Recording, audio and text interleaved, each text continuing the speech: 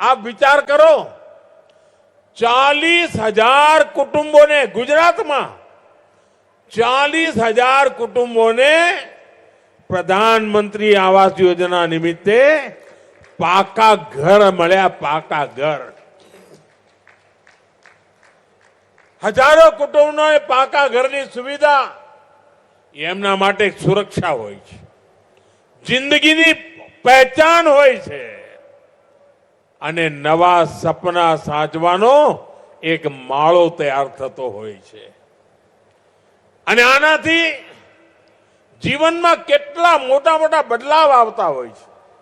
એ જ્યારે આ પીએમ આવાસમાં જેને પાકું ઘર મળ્યું છે ને, જેને જિંદગીમાં આજ સુધી ઘર નહોતું, ફૂટપાથ પર જેને જિંદગી ગુજારી હતી, ઝૂંપડપટ્ટીમાં જિંદગી ગુજરાતી હતી, કાચી માટીના મકાનો બનાવીને જીવન ગુજાર્યા હતા, એમને જ્યારે આ પાકા ઘર મળ્યા હોય ને તો આશીર્વાદ મળે કે ના મળે? આશીર્વાદ મળે કે ના મળે? આશીર્વાદ મળે કે ના મળે? પુણ્ય મળે કે ના મળે? આ પુણ્ય કોના નસીબમાં જાય? આ પુણ્ય કોના નસીબમાં જાય? કોના નસીબમાં જાય? આજે 40,000 કરોડ લોકોને ઘર મળ્યા છે ને, એમના આશીર્વાદ, એના પુણ્યના અધિકારી તમે બધા છો, દેશના નાગરિકો છો. કારણ તમારા એક વોટની તાકાત જેણે મને આ સેવા કરવાનો અવસર આપ્યો અને અહીંયા 40,000 લોકોના પોતાના પાકા ઘર બની ગયા. આ પુણ્યના સાચા હકદાર તમે છો, હું તો નિમિત્ત છું. मैं पीएम आवास के सभी लाभार्थी भाई बहनों को आज इसके लिए बहुत बहुत बधाई देता हूं. साथियों, आज आपके बीच आया हूं तो यहां का दशकों पुराना हाल भी याद आ रहा है. वो दिन कोई नहीं भूल सकता जब उत्तर गुजरात का नाम आते ही लोगों के मन में एक अलग ही तस्वीर बनती थी. सूखा, दुष्काळ, अकाळ, પાણીની અછત, 10 વર્ષમાં 7 વર્ષ દુકાળ પડે, પાણી ભરવા માટે 3-4 કિલોમીટર માટલા લઈને જવું પડે, संघर्ष से भरा है जीवन और कांग्रेस सरकारों द्वारा हमारी निरंतर उपेक्षा. हमसे कौन भूल सकता है वो दिन जब कई कई किलोमीटर दूर से पानी लाना पड़ता था. घर की महिलाएं, बहन बेटियों का बहुत सारा समय पानी की व्यवस्था करने में खर्च हो जाता था. पानी की किल्लत के कारण किसानों को भी मेहनत का सही मूल्य नहीं मिलता था. पशुपालक भी अपने पशुओं के पानी और चारे की चिंता में रहते थे. ये समस्या लंबे समय से चली आ रही थी. આપણે પહેલા ઢોરવાળા ચાલે, ઉનાળો આવે ને એટલે ઢોરવાળા ચાલે અને સરકાર ઘાસ પહોંચાડે, પીવાના પાણીના સાંચા હોય. 2 દાયકા થઈ ગયા, બધું બંધ થઈ ગયું, ક્યાંય જોવા નથી મળતું, जरूरत नहीं. ये गुजरात के लोगों का जज्बा था कि हमने मिलकर अपनी मेहनत से नियति को बदलने का संकल्प लिया. हमने सुजलाम सुफलाम योजना के जरिए पानी की समस्या का समाधान किया. नर्मदा का पानी दूर दूर तक पहुंचने लगा, सिंचाई की नई व्यवस्था बनी. साथियों, आज यहां का किसान एक फसल पर निर्भर नहीं है, वो अपने हिसाब से खेती की योजना बना रहा है. बनासकांठा का नाम आज जिस तरह आलू उत्पादन में उभरा है, वो अपने आप में एक मिसाल है. इसी तरह भाइयों बहनों, आज हम विकास के जिन कामों को आगे बढ़ा रहे हैं, उनका लाभ पूरे उत्तर गुजरात को होगा. वाव, थराद, बनासकांठा, पाटन और महसाना, हर जिले के लिए नए अवसर पैदा होंगे, बेहतर जीवन के रास्ते खुलेंगे. साथियों, गुजरात की सबसे बड़ी ताकत है, इसने लगातार 25 वर्ष से विकास के महाअभियान को रुकने नहीं दिया है. गुजरात ने नए कीर्तिमान बनाए, अपने कीर्तिमानों को खुद ही तोड़ा, फिर नए कीर्तिमान बनाए, फिर कीर्तिमान को तोड़ा, फिर कीर्तिमान नए बनाए। अभी गुजरात के इंफ्रास्ट्रक्चर प्रोजेक्ट का जिक्र हुआ। इसी तरह हमने पूरे गुजरात में गांव गांव को अच्छी सड़कों से जोड़ा, हाई स्पीड हाईवेज बनाए, वंदे भारत जैसी हाई स्पीड ट्रेनों की सुविधा भी गुजरात को मिल रही है। भाइयों बहनों, 2005 में मैंने विकास को गुजरात के कोने तक पहुंचाने के लिए शहरी विकास वर्ष की शुरुआत की थी।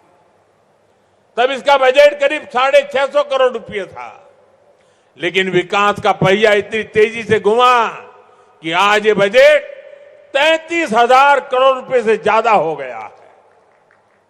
इसी दिशा में 9 नई महानगर पालिकाओं के लिए 2,300 करोड़ रुपए के करीब 300 प्रस्ताव स्वीकृति के लिए आए हैं। 72 नगर पालिकाओं को अपग्रेड किया गया है।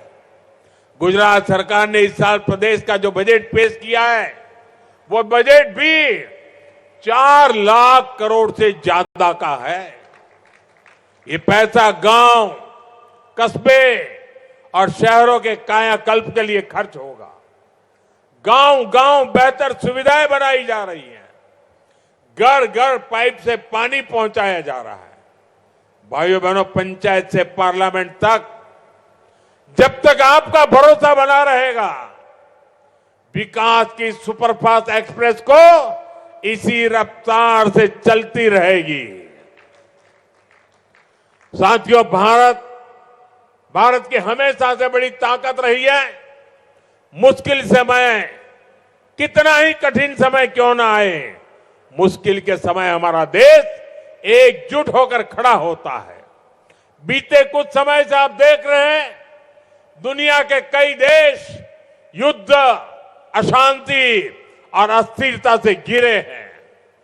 वेस्ट एशिया में जो हालत बने हुई है, उनका असर पूरी दुनिया पर है। ऊर्जा जरूरतों की, डीजल, पेट्रोल और गैस की दिक्कत पूरी दुनिया में बढ़ गई है। ऐसे संकट में भी भारत ने हालातों को नियंत्रण में बनाए रखा है। इसके पीछे देश की सफल विदेश नीति और देशवासियों की एकजुटता की सफलता की ताकत है। लेकिन भाइयों बहनों, दुर्भाग्य देखिए, हमारे देश में कुछ राजनीतिक दल वैश्विक संकट के दौर में भी राजनीतिक रोटियां सेकने के बाद नहीं आ रहे। इसी सियासी षड्यंत्र में सबसे आगे कोई है तो कांग्रेस पार्टी है। आज जब देश को एकता और एकजुटता की जरूरत है, कांग्रेस के नेता देश को बांटने में लगे हैं। आज जब देश को भरोसे की जरूरत है, कांग्रेस भय और अफवाह फैलाने में लगी है। आज जब देश को संयम की जरूरत है, कांग्रेस लोगों को उकसाने में जुटी है। राजनैतिक गिद्धों की तरह कांग्रेस इंतजार में है कि कब देश परेशानी बढ़े और उसके बहाने उनको सियासी फायदा मिले।